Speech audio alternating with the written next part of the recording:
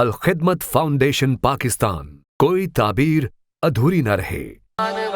مرحبا مرحبا مرحبا مرحبا مرحبا مرحبا مرحبا مرحبا۔ ویڈیو آگے دیکھنے سے پہلے چینل کو سبسکرائب کریں اور بیل آئیکن پر کلک کریں۔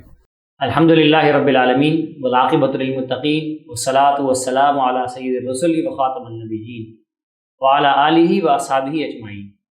قال اللہ تعالی اعوذ باللہ من الشیطان الرجیم بسم اللہ الرحمن الرحیم یا ایہا الذین آمنوا اتقوا اللہ ولتنظر نفس ما قدمت لغد واتقوا اللہ ان اللہ خبیر بما تعملون ولا تكونوا كالذین نسوا اللہ فانساهم انفسهم اولئک هم الفاسقون لا يستوي اصحاب النار واصحاب الجنہ اصحاب الجنة هم الفائزون۔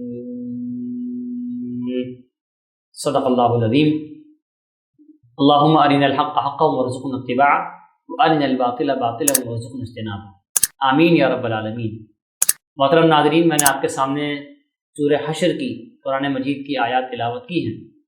اللہ رب العالمین نے ان آیات کے اندر ایمان والوں کو مخاطب کیا ہے اور آخرت کی تیاری کے حوالے سے متوجہ کیا ہے۔ فرمایا رب العالمین نے یا ایھا الذین آمنوا، اے لوگوں جو ایمان لائے ہو، اتقوا اللہ، اللہ کا تقوی اختیار کرو، اس سے ڈرو، ولتنظر نفس ما قدمت لغد، تم میں سے ہر شخص سے دیکھے کہ اس نے آنے والے کل کے لیے کیا سامان کیا ہے، واتقوا اللہ، اللہ کا تقوی اختیار کرو، ان اللہ خبیر بما تعملون، اللہ رب العالمین جانتا ہے جو کچھ تم کرتے ہو۔ ولا تکونوا کالذین نسوا اللہ فانساهم انفسهم، ان لوگوں کی طرح نہ ہو جانا جنہوں نے اللہ کو بلا دیا تو اللہ نے ان کا اپنا آپ انہیں بلا دیا۔ اولئک هم الفاسقون، یہی لوگ فاسق ہیں۔ لا یستوی اصحاب النار و اصحاب الجنہ، اصحاب جہنم اور اصحاب جنت برابر نہیں ہو سکتے، اصحاب جنت ہی اعلیٰ درجات پر فائز ہوں گے۔ محترم ناظرین، یہ آیات ہم مسلمانوں کو دنیا کی اہمیت، اس کی قدر و منزلت، اس کی وقت کا اندازہ کرواتی ہیں اور آخرت کی تیاری کے حوالے سے متوجہ کرتی ہیں۔ ان آیات میں اللہ رب العالمین نے اہل ایمان کو مخاطب کیا ہے۔ اہل ایمان کون ہے؟ انسانوں میں وہ طبقہ، انسانوں میں وہ گروہ کہ جنہوں نے شعور کی حالت میں اپنی مرضی کے مطابق برضا و تسلیم یہ بات طے کر لی، اپنے لیے تسلیم کر لیا کہ اس کائنات کا بنانے والا رب اللہ رب العالمین کی ذات، ہمیں پیدا کرنے والی ذات اللہ رب العالمین کی ذات۔ اس کائنات کے اندر طریقہ زندگی اگر ہوگا، اس کے مطابق زندگی گزاری جائے گی تو وہ اللہ کی مرضی کے مطابق گزرنی چاہیے۔ جو اپنی مرضی کو اللہ کے آگے سر تسلیم خم کر دے وہ مسلم۔ سارے اہل ایمان مخاطب، اور اہل ایمان کی زندگی وہ دنیا کے اندر اللہ رب العالمین کی بندگی کو پیش نظر رکھ کے زندگی کو بسر کرتے ہیں۔ ان سے کہا جا رہا ہے اتقوا اللہ، ایمان والوں اللہ کا تقوی اختیار کرو، جس اللہ کے اوپر ایمان لائے ہو، جس کی بندگی کا تم نے عہد لیا ہے، اس کا خوف، اس کی موجودگی کا احساس اپنی زندگیوں کے اندر لے کر آؤ۔ حضرت ابی بن کعب رضی اللہ تعالیٰ عنہ، حضرت عمر نے ان سے پوچھا کہ ابی، تقوی کی تعریف کیا ہے، کس چیز کا نام ہے؟ جواب میں ابی بن کعب نے حضرت عمر سے سوال کیا کہ عمر، کبھی آپ کا کسی ایسے راستے سے گزر ہوا ہے جو خاردار جھاڑیوں سے پر ہو؟ عمر نے کہا بارہا ایسا ہوا ہے۔ تو پوچھا کہ کیا رد عمل ہوتا ہے، کیا معاملہ ہوتا ہے ایسے راستے سے گزرتے ہوئے؟ تو عمر فرماتے ہیں کہ میں اپنے دامن کو سمیٹ لیتا ہوں کہ میرے دامن پہ کوئی کانٹا الجھ کر اس کو تار تار نہ کر دے۔ حضرت ابی بن کعب رضی اللہ تعالیٰ عنہ نے فرمایا کہ عمر، یہی تقوی ہے کہ انسان اس دنیا کے اندر زندگی اس طریقے سے گزارے کہ وہ دنیا کی ساری نعمتوں کو استعمال کرے اور ان ساری نعمتوں کے درمیان رہے، اور آزمائش کے سارے لوازمات جو اس دنیا کے اندر موجود ہیں ان کے درمیان رہتے ہوئے رب کی بندگی کے تقاضوں کو پورا کر کے اللہ کے حضور پہنچے تو اس کا دامن گناہوں سے صاف ہو، وہ بالکل نیکیوں کا دامن، نیکیاں اپنے دامن کے اندر سمیٹ کر لے کر جائے۔ حضرت علی رضی اللہ تعالیٰ عنہ سے پوچھا گیا کہ تقوی کس کیفیت کا نام ہے؟ تو آپ نے فرمایا کہ تقوی انسان کے دل اور اس کے دماغ اور عقل کی اس کیفیت کا نام ہے کہ انسان سے جب بھی اس سے کہا جائے کہ تمہارے دل میں کیا خیال اس وقت موجود ہے، انسان اس کو بتانے پر قادر ہو، اور وہ بانگ دہل بے باکانہ انداز میں بتا دے کہ میرے ذہن میں یہ چل رہا ہے۔ اتنی پاکیزگی اور اتنا ذہن کے اندر خدا کا تصور کا موجود ہونا اور ہمیشہ اپنی زندگی کے اندر رب کی موجودگی کا احساس ہونا، یہ تقویٰ ہے۔ ایمان لانے والوں سے اللہ رب العالمین فرما رہے ہیں کہ اتقوا اللہ، اللہ کا تقوی اختیار کرو، اللہ کی اپنی زندگی کے اندر موجودگی کا احساس، ہر لمحے موجود رہنا، یہ تصور اگر انسان کے ذہن پر حاوی ہو تو اللہ کی ذات کے علاوہ کوئی اور ذات، کوئی ہستی، کوئی نظام، کوئی بھی سبب اس دنیا کا ایسا نہیں ہو سکتا جو انسان کو اس کے مقصد سے دور کر دے، انسان کے اس تصور پر حاوی ہو جائے۔ اور اگر خوف خدا انسان کے اندر موجود ہے تو اس دنیا کی کوئی طاقت اس کے اندر خوف، اپنی ذات کا خوف پیدا نہیں کر سکتی۔ اتقوا اللہ ولتنظر نفس ما قدمت لغد، تم میں سے ہر شخص یہ دیکھے کہ وہ اپنے آنے والے کل کے لیے کیا سامان کر رہا ہے۔ بڑی زبردست بات کہی گئی۔ اس طریقے سے آج مجھے اس بات کا شعور ہے کہ یہ سورج غروب ہوگا اور کل کے دن سورج نے طلوع ہونا ہے اور نئی زندگی کا، نئے دن کا آغاز ہونا ہے، اور اس پر یقین ہوتا ہے، اور ہم بڑی آسانی سے یہ بات کہہ دیتے ہیں کہ میں انشاءاللہ یہ کام کل انجام دے دوں، ہم یہ کمٹمنٹ کرتے ہیں۔ جس طریقے سے ہمیں اپنے آنے والے کل کے یقینی ہونے کا اندازہ ہوتا ہے اور ہمیں یقین ہوتا ہے اس بات کا، بالکل اسی طریقے سے کہا جا رہا ہے کہ دنیا کی زندگی کے بعد آخرت کی زندگی بالکل ایسے لگی جیسے آنے والا کل، اور تم نے اس کل کے لیے کیا سامان کیا، یعنی آخرت کے لیے کیا سامان کیا۔ آخرت کی زندگی کیا ہے؟ یہ آخرت کی زندگی کیا ہے؟ آخرت کی زندگی وہ زندگی ہے جو کبھی نہ ختم ہونے والی زندگی ہے، اور انسان کو اس دنیا کے اندر بھیجا اسی لیے گیا کہ وہ اس دنیا کے اندر اپنے زندگی بسر کرے اللہ رب العالمین کی بندگی کے مطابق، اور آخرت کے اندر اس کا اجر پالے، جس میں اس کو صلہ ملنا ہے، جس میں اس کو انعام ملنا ہے جزا کے طور پر۔ مالک یوم الدین، روزے جزا کا مالک، جس دن جزائیں ملنی ہیں، کیے کا حساب چکانا ہے، جس دن نیکوکار اپنے رب سے اپنے کیے ہوئے کا پھل پائیں گے، بدکار اپنے کیے کی بدعمالیوں کی سزا پائیں گے۔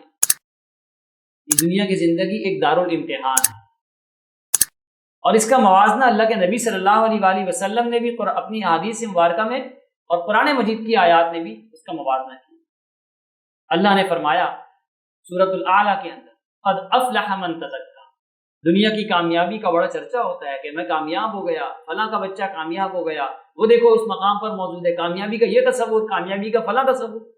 قرآن کہہ رہا ہے کہ قد افلح من تزکا، کامیاب دراصل وہ ہے جس نے اپنے نفس کا تزکیہ کیا، اپنے نفس کو پاک کیا، جس نے اس نفس کو اپنا اجلا رکھا۔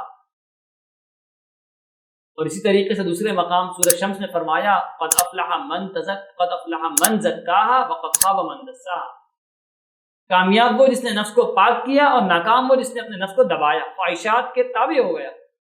حضور نے فرمایا نا کہ جس نے اپنی خواہشات نفس کو دبایا، اس کو کنٹرول کیا، وہ عقل مند ہے، اور بے وقوف وہ شخص ہے جس نے اپنی خواہشات کے تابع اپنے آپ کو کر دیا اور اللہ سے امیدیں لگائے رکھی کہ اللہ بڑا معاف کرنے والا ہے، اللہ تعالیٰ ہم بخش دے گا۔ تو کامیاب دراصل وہ ہے جس نے اپنے نفس کا تزکیہ کیا، جس نے اپنے نفس کو پاک کیا، اپنے دل میں آنے والے ہر خیال کو جانچا، وذکر اسم ربہ فصلی، اپنے رب کا نام لے کر اس کی تسبیح کی اور اس کا ذکر کیا، اس کی نماز پڑھی۔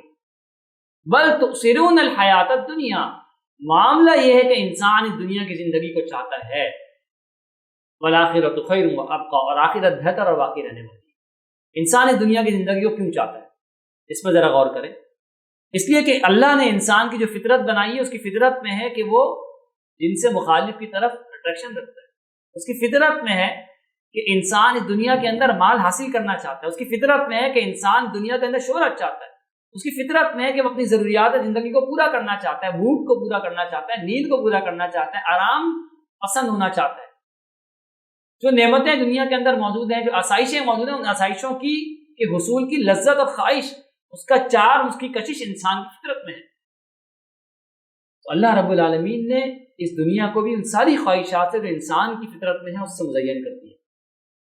تو یہی تو چیلنج ہے، یہی تو آزمائش ہے۔ اور مزین کرنے کے بعد یہ فرمایا کہ دیکھو دنیا کے اندر یہ ساری نعمتیں موجود ہیں، لیکن تم نے میرے بندگی کے تقاضے کے تحت ان دنیا کی لذات اور خواہشات کو ترک کرنا ہے، آخرت کے اندر اس سے بہتر اور باقی ملنے والا ہے وہ حاصل کرنا ہے۔ بالکل اسی طریقے سے ہم دیکھتے ہیں کہ دنیا کے معاملات کے اندر بھی کہ کوئی ایک طالب علم اگر وہ CA کر رہا ہوتا ہے تو اس نے چونکہ چارٹرڈ اکاؤنٹنٹ بننا ہوتا ہے، وہ اپنی زندگی کے ساری غیر ضروری مصروفیات کو ترک کرتا ہے اور اپنی پڑھائی پر فوکس کرتا ہے۔ وہ سوشل نیٹ ورکنگ کے اندر کم سے کم انگیج ہوتا ہے، دوستوں کی محفل میں کم سے کم جاتا ہے۔ ہم نے اس کا بارہ مشاہدہ کیا، آپ نے بھی کیا ہو۔ امتحانات قریب آتے ہیں، طالب علم اپنے گھروں میں محصور ہو جاتے ہیں کہ جی ہم نے نہ شادی میں جانا ہے، نہ دوستوں میں جانا ہے، نہ کھیل کود کرنا ہے، یہ امتحان گزر جائیں، اس کے بعد جو رزلٹ آئے گا اس رزلٹ کے نتیجے کے اندر جو کیریئر نظر آ رہا ہے وہ کیریئر اتنا بڑا ہے، اتنا شاندار ہے کہ آنے والی زندگی سنور رہی ہے۔ لہٰذا وہ چھوٹی چھوٹی خواہشات کو، چھوٹی چھوٹی ضروریات کو ترک کرتا ہے ایک بڑے مقصد کے لیے، بڑی اچیومنٹ کے لیے۔ تو دنیا کے گول کو سامنے رکھتے ہوئے انسان، ایک طالب علم، ایک معاشرے کا نوجوان اپنی خواہشات کو دبا کر بڑی خواہشات کو حاصل کرنا چاہنے کے لیے سب کچھ کرتا ہے۔ اللہ رب العالمین بھی یہی خواہش، یہی چار ہمارے اندر پیدا کرنا چاہتے ہیں کہ دنیا کی ختم ہو جانے والی لذتوں کو چھوڑ دو، ترک کر دو، اور آخرت کی پائیدار اور ہمیشہ رہنے والی لذت اور خواہشات کے مزے لینا چاہو۔ یہ تصور ہے دنیا کے مقابلے میں آخرت کو ترجیح دینے۔